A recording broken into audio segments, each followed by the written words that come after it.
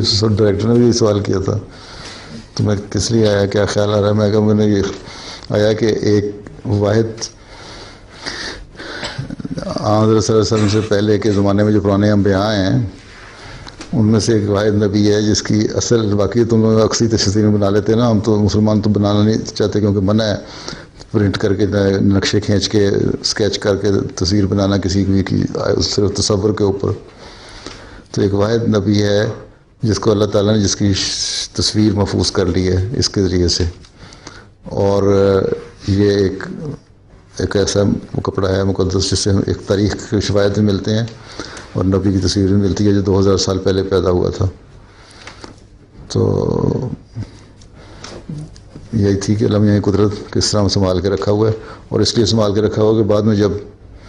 مسیح ثانی آئے گا تو اس زمانے میں پھر اصل حقیقت اور ثبوت مل جائے، اور جو